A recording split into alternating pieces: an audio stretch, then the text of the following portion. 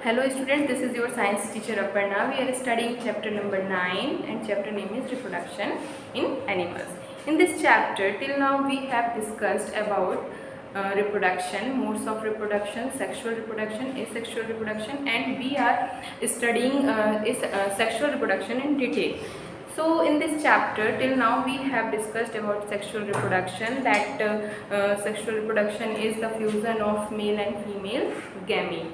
Uh, Male reproductive organs and female reproductive organs are producing the male and female gametes, and when they are fusing they are forming zygote. That process is known as fertilization. Okay, so what is the fertilization? Fusion of sperm and ovum.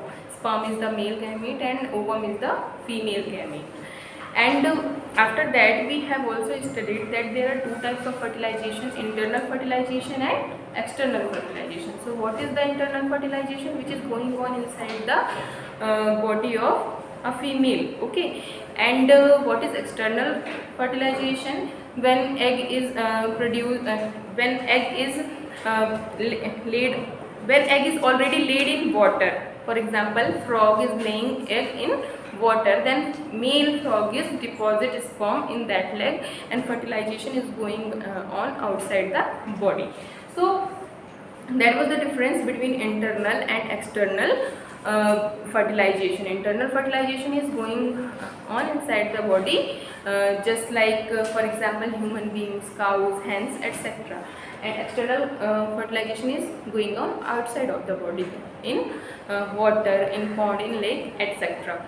So if we are talking about internal fertilization, so I have taken example of human being, cows and hens. So if we are taking example of human and hens, so what is the difference? Humans are giving birth to young ones and hens are laying eggs.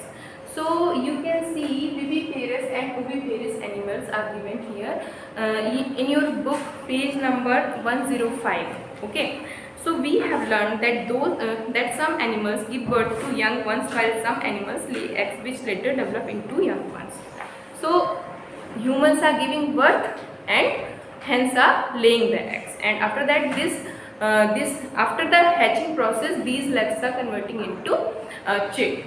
So viviparous animals and oviparous animals, very simple.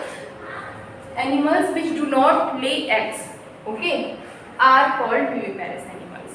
So what are the viviparous animals? Which do not lay eggs, they directly give birth to young ones. Okay, that is known as viviparous animals. And if we are talking about oviparous animals, so animals which lay eggs are called oviparous animals. So you can generally observe the eggs of some birds and some animals also. So we will read in book. It will be helpful to you to understand also. The animals which give birth to young ones are called viviparous animals. Those animals which lay eggs are called oviparous animals. So that was the difference between oviparous and viviparous animals. The following activity will help you understand better the differentiate between viviparous and oviparous animals. So activity number 9.2 is given here. Try to observe eggs of the following organisms. So there are some organism names are given, which are frog, lizard, butterfly or moth, hen and crow or any other bird. Okay, were you able to observe eggs of all of them? Make drawings of the eggs that you have observed. So that is your homework. You have to observe many types of egg and you have to make drawing in your notebook. The eggs of a few animals are easy to observe because their mothers lay them outside their bodies. These are examples of oviparous animals.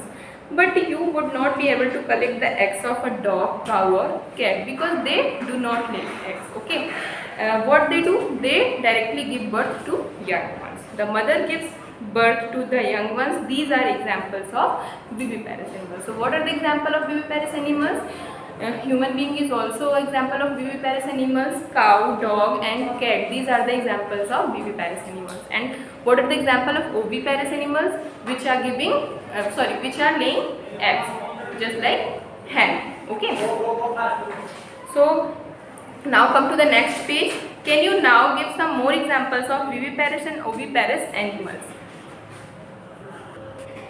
So now next topic is young ones to adults. So young ones to adults, you can consider it as life cycle.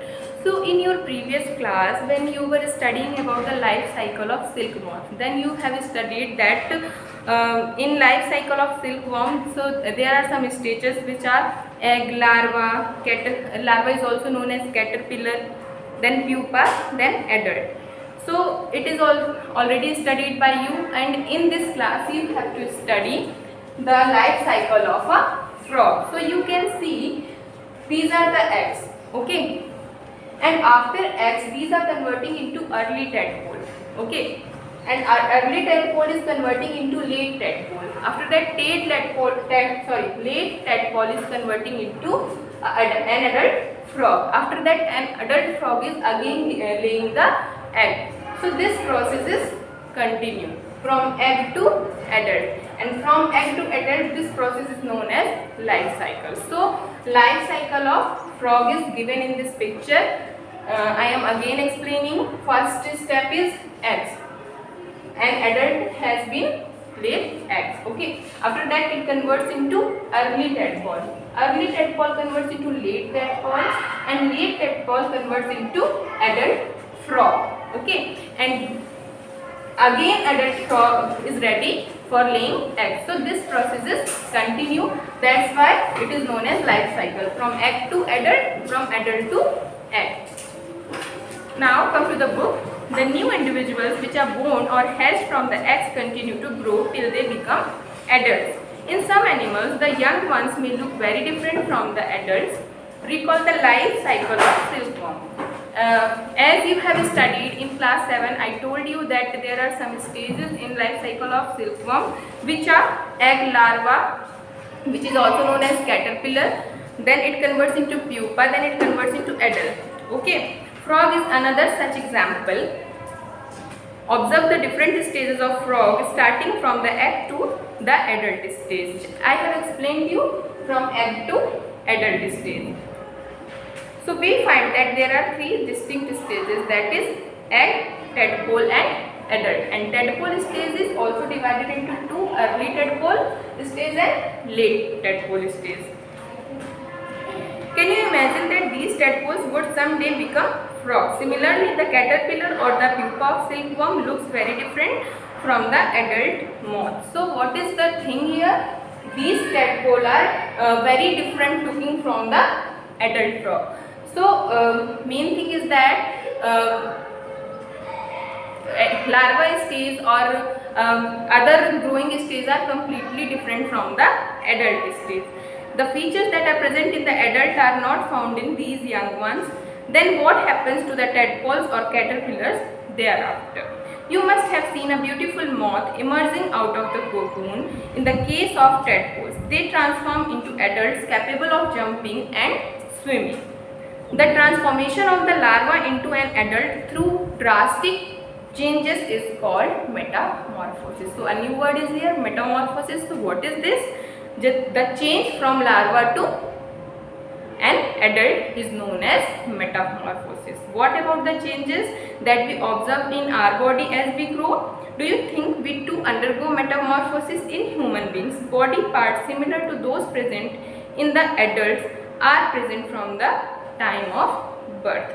So if we are talking about human beings now, so body parts are similar to those present in the adults, only size is different, okay. Now sexual reproduction is completed. Now next topic is asexual reproduction. I told you that in asexual reproduction single parent can produce the young one. So for sexual reproduction there are two examples are given in your book, example of hydra and example of amoeba. So in hydra, budding process, reproduction, budding is the process which is a form of asexual reproduction, and in amoeba binary fission is going on, also it is a mode of asexual reproduction. So we will study it in our next class. Till then watch and listen it carefully. If you have any doubt then please tell me. Thank you. Have a nice day.